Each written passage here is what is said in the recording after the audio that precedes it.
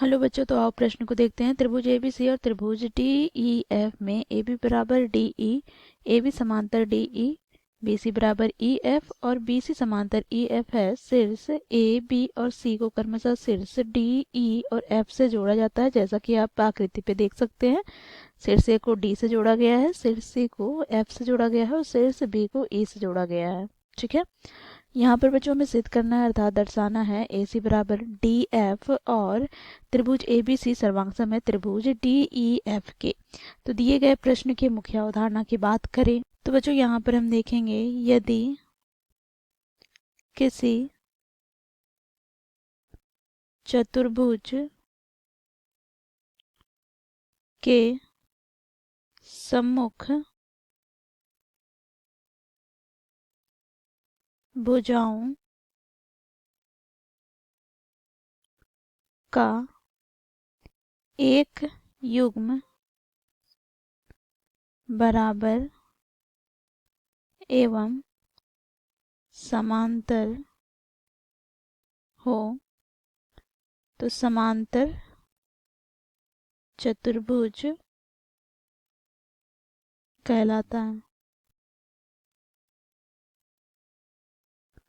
बच्चों यहाँ पर हम चतुर्भुज ABCD की बात करें तो यदि बच्चों AB का सम्मुख भुजा CD के बराबर हो, साथ ही ये समांतर हो, अर्थात यहाँ पर AB बराबर CD तथा AB समांतर CD हो, तो यहाँ से हम निष्कर्ष निकालेंगे कि चतुर्भुज ABCD एक समांतर चतुर्भुज है।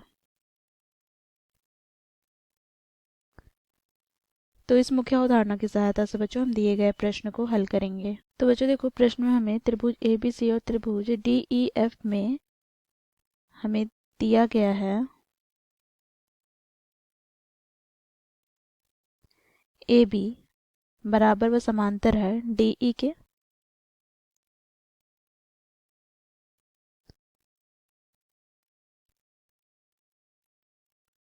साथ ही बच्चों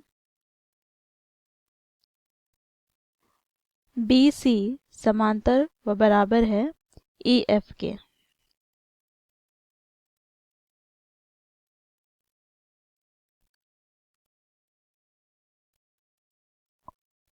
ठीक है, अब बच्चों यहाँ पर हमें सिद्ध करना है क्या, तो आओ देखते हैं।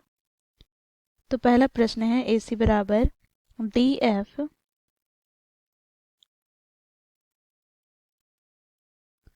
और दूसरा प्रश्न है त्रिभुज ABC सर्वांगसम त्रिभुज DEF। तो बच्चों आओ प्रमाण की ओर चले।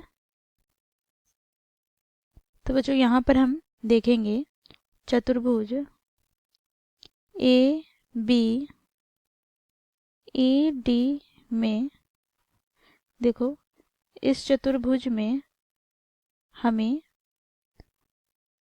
AB की सम्मुख भुजा DE दोनों ही क्या है, आपस में बराबर व समांतर है। तो यहाँ से बच्चों हम क्या निष्कर्ष निकालेंगे, देखो मुख्य अवधारणा में हम लोगों ने देखा किसी चतुर्भुज के सम्मुख भुजाओं का एक युग्म बराबर व समांतर हो तो वे चतुर्भुज समांतर चतुर्भुज होते हैं। तो यहाँ से हम कहेंगे इसलिए चतुर्भुज ABED एक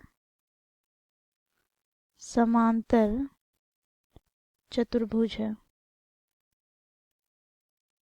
अब बच्चों देखो, जब ये चतुर्भुज समांतर चतुर्भुज है, अन्य सम्मुख भुजाएं बराबर व समांतर होंगे, तो यहाँ से बच्चों हमें प्राप्त हो जाएगा, अतः AD बराबर BE तथा AD समांतर BE। इसे हम समीकरण 1 दे देते हैं।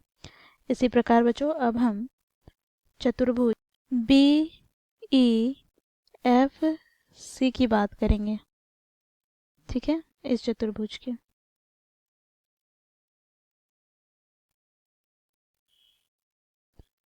तो इस चतुर्भुज में बच्चों देखो BC भुजा का सम्मुख भुजा क्या है, ई एफ, और ये दोनों आपस में बराबर है, साथ ही समांतर भी है। तो यहाँ पर हम लिखेंगे क्योंकि बी सी बराबर ई एफ तथा बी सी समांतर ई एफ है, ये प्रश्न में हमें दिया है। ठीक है, तो बच्चों पुनः यहाँ पर हम मुख्य अवधारणा का प्रयोग करते हुए चतुर्भुज बी ई एफ सी को एक समांतर चतुर्भुज सिद्ध कर लेंगे। ठीक है, जैसा कि हम जानते हैं कि किसी चतुर्भुज के सम्मुख भुजाओं का एक युग्म बराबर व समांतर हो तो वह चतुर्भुज समांतर चतुर्भुज होता है।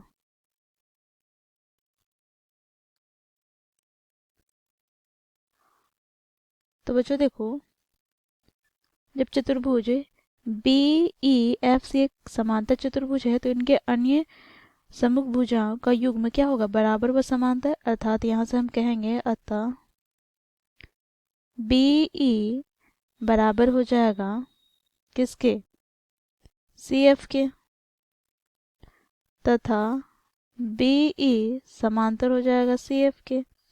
समीकरण 2 से। अब बच्चों देखो, समीकरण 1 तथा 2 से हमें क्या प्राप्त हो जाएगा। तो समीकरण 1 में क्या है, तो देखो ए डी बराबर बी ई, और समीकरण 2 में क्या है, तो बी ई बराबर सी एफ। इसी प्रकार समीकरण 1 में क्या है, तो ए डी समांतर बी ई, और समीकरण 2 में क्या है, तो देखो बी ई समांतर सी एफ। तो यहाँ से हम निष्कर्ष निकाले तो ए डी बराबर हमें प्राप्त हो जाएगा सी एफ, तथा यहाँ से हमें प्राप्त हो जाएगा ए डी समांतर सी एफ। अब बच्चों देखो यहाँ पर हमें क्या प्राप्त हो रहा है, ए डी बराबर व समांतर किसके है, तो सी एफ के। ठीक है, तो यहाँ से हम देखें चतुर्भुज ए सी एफ डी में तो सम्मुख भुजाओं का एक युग्म समांतर व बराबर है। तो यहाँ से हम निष्कर्ष निकालते हैं अतः चतुर्भुज ए सी एफ डी एक समांतर चतुर्भुज है।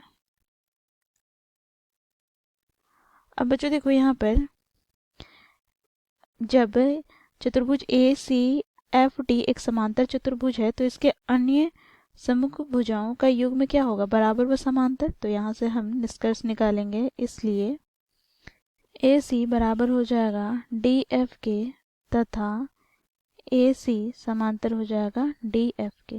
ठीक है, तो बच्चों देखो पहला प्रश्न में हमें यही सिद्ध करना था, ए सी बराबर डी एफ, तो ये हम लोगों ने सिद्ध कर लिया है बच्चों।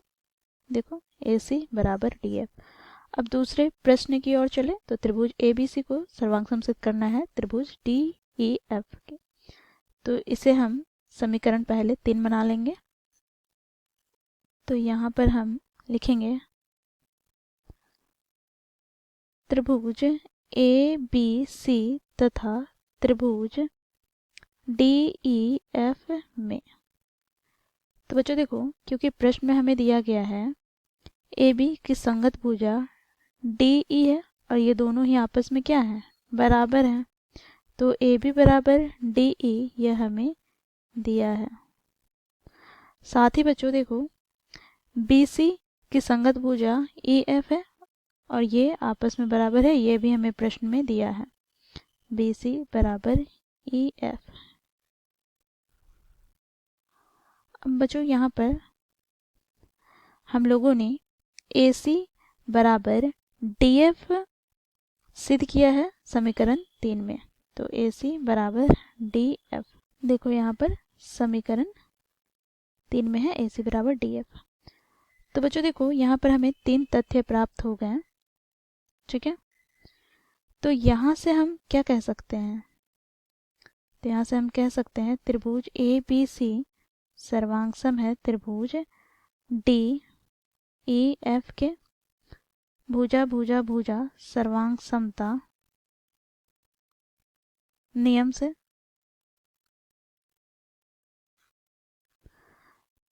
तो इस प्रकार बच्चों हम लोगों ने मुख्य अवधारणा की सहायता से दिए गए प्रश्न को सिद्ध किया। आशा करती हूँ आप लोगों को यह प्रश्न समझ में आया होगा। धन्यवाद।